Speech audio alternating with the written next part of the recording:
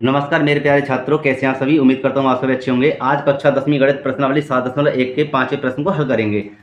अगर आपको वीडियो अच्छी लगती है तो एक लाइक करें। जो छात्र चैनल पर नए हैं वह चैनल को सब्सक्राइब करें तथा बेल आइकन को प्रेस करें, जिससे आने वाली वीडियो का नोटिफिकेशन समय समय पर मिलता रहे। आइए पहले 5वें प्रश्न को पढ़ लेते हैं, जो कुछ इस प्रकार लिखा हुआ है। किसी कक्षा में 4 मित्र बिंदुओं ए, बी, सी और डी पर बैठे हुए हैं, जैसा कि आकृति 7.8 में दर्शाया गया है।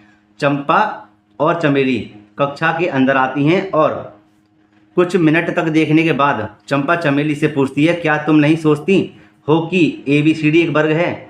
चमेली इससे सहमत नहीं है। दूरी सूत्र का प्रयोग करके बताइए कि इनमें कौन सही है। तो मेरे प्यारे बच्चों, इसको एक बार फिर से पढ़ते हैं और आपको अब समझाते हैं। देखिए, किसी कक्षा में 4 मित्र बिंदुओं ABCD है ना पर बैठे हुए हैं। तो कौन से बिंदु है? ABCD। ठीक है, तो देखिए यहाँ पर जो ए बिंदु है, इसके निर्देशांक क्या होंगे? इसके निर्देशांक होंगे, ये एक्स अक्ष पर है और ये कैसा है? वाई अक्ष पर। हो जाएंगे ए के निर्देशांक 3,4। इसी प्रकार मेरे प्यारे बच्चों, बी के निर्देशांक क्या हो जाएंगे? 6,7। इसी प्रकार हो जाएंगे आपके सी के निर्देशांक 9,4 और डी के हो जाएंगे आपके निर्देशांक 6,1। ठीक है, तो इन चारों बिंदुओं को, ठीक है, लिखकर हम दूरी सूत्र का प्रयोग करके इसको हल करेंगे। अगर चारों मान एक आता है, दूरी सूत्र का प्रयोग करके चारों का मान अगर एक आता है तो क्या है? वर्ग है ना। और अगर नहीं आता तो वह वर्ग नहीं है। आइए मेरे प्यारे बच्चों, इसको हल करते हैं। यहां पर देखते हैं हल, और यहां लिखते हैं आकृति से स्पष्ट है कि बिंदुओं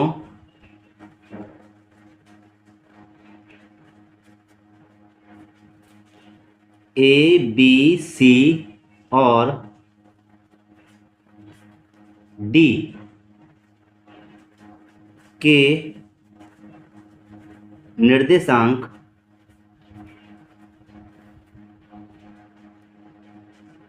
क्रमशः, देखो मेरे प्यारे बच्चों, मैं आपको दोबारा समझा दूं। यहां देखिए क्या है? 3,4 है ना, और ये हो जाएगा आपका 6,7 है ना, 6,7। ठीक है, पहले इन दोनों को लिखते हैं। यहां पर लिख देते हैं 3,4, यहां लिख देंगे बी पर 6,7 है ना। सी पर हमारा क्या हो जाएगा? 9,4। यहाँ देखिए कितना हो जाएगा? सी पर 9,4 और डी पर क्या हो जाएगा? 6,1 है ना बेटे। ये देखिए 6,1 डी पर। तो यहाँ लिख देंगे हम 6,1 हैं। और मेरे प्यारे बच्चों यहाँ लिखेंगे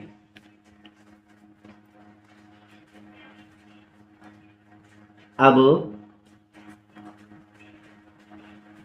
दूरी सूत्र का प्रयोग करके यहाँ लिख देंगे,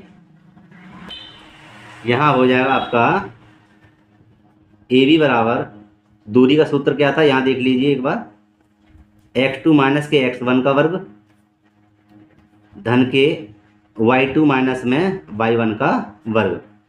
ये देखिए मेरे प्यारे बच्चों x2, ठीक है। ए और बी के मानों को मैंने यहाँ पर अलग से लिख लिया है, ये देखिए। और ये a है और ये क्या है? b। ठीक है, तो यहाँ पर देखिए ये क्या है? x1 y1 है ना, और ये क्या है? x2 और y2। तो यहाँ पर बेटे इनके मानों को लिख देंगे। यहाँ पर देखिए लिख देंगे x2 का मान क्या? देखिए x2 का मान है हमारा 6। कितना है? 6 माइनस x1 का मान क्या है हमारे पास? 3। ऊपर क्या है? वर्ग धन y2 का मान है हमारे पास 7 और y1 का मान क्या है हमारे पास? 4। ठीक है, वर्ग। अब मेरे प्यारे बच्चे इसको सरल करेंगे। यहाँ देखिए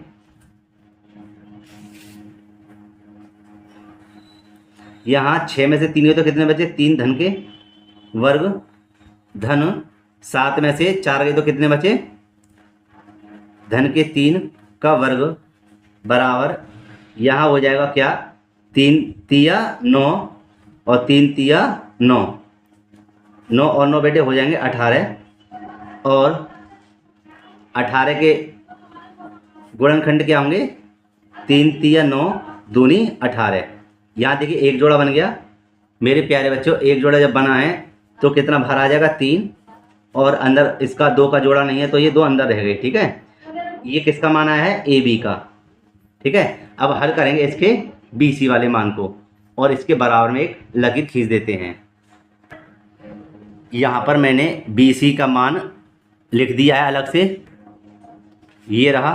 ठीक है मेरे प्यारे बच्चों, और ये मैंने क्या लिख दिया, दूरी सूत्र का भी मैंने सूत्र मतलब लिख दिया यहाँ पर। देखिए अब कैसे इसको हल करेंगे, यहाँ लिख देंगे बी सी। ठीक है, बी का मान मतलब बी सी है ना, तो x2 का मान क्या है हमारे पास 9, माइनस x1 का मान क्या है 6 का वर्ग, धन y2 का मान क्या है हमारे पास 4, माइनस y1 का मान क्या है 7 का वर्ग। या इसको हटाते हैं, इसको बच्चों सरल करते हैं। देखिए 9 में से 6 के कितने बचे, 3 का वर्ग, और 7 में से 4 जाएंगे तो मेरे प्यारे बच्चों माइनस के बचेंगे 3 का वर्ग। यहाँ देखिए 3 तिया 9, धन के 3 तिया 9, माइनस और माइनस किसके, प्लस के। यहाँ कितना हो जाएगा, यहाँ आ जाएगा 9 और 9 18। ठीक इसी प्रकार, ठीक है, और ये ज्यों का त्यों आ जाएगा, फिर भी मैं समझाऊंगा। देखिए 18 का वर्गमूल क्या होता है, मतलब गुणनखंड क्या हो जाएंगे, 3 तिया 9 और 9 दूनी 18, है ना। अब देखिए इसका एक जोड़ा बन गया तो क्या बाहर आया 3, और अंदर क्या बचा 2। ठीक है, ये किसका मान आया था, बी सी का। अब हल करेंगे इसके सी डी के मान को अलग से। ठीक है, इसी प्रकार लिख लेते हैं उसको भी। यहाँ देखिए सी डी मैंने लिख दिया है। ठीक है, सी डी का मान को देख लेते हैं, ये रहा सी डी का मान। ठीक है, x2 के स्थान पर बेटे क्या आ जाएगा 6, कितना आ जाएगा बेटे 6 घटाव का, और x1 का मान क्या है 9, ऊपर है वर्ग, धन y2 का मान देखिए कितना है 1 घटाव का, y1 का मान क्या है हमारे पास 4, ऊपर है स्क्वायर। अब देखिए इसको हटाते हैं, और इधर देखिए ये 9 में से 6 गए तो कितने बचे, घटाव के 3 बचेंगे, क्योंकि 9 ज़्यादा हैं किसके, ऋण के, घटाव के, है ना। इसी प्रकार यहाँ पे क्या बचेगा, घटाव के 3 बचेंगे, है ना। 4 में से 1 गया तो काय के बचेंगे, घटाव के 3। यहाँ देखिए 3 तिया 9, काय के माइनस और माइनस प्लस के, इसी प्रकार 3 तिया 9 माइनस और माइनस प्लस के। यहाँ देखिए 9 और 9 कितना हुआ 18, पहले की तरह इसके गुणनखंड कर देंगे क्या, 3 तिया 9 और 9 दूनी 18। ठीक है, तो इसका जोड़ा बन के आएगा 3√2।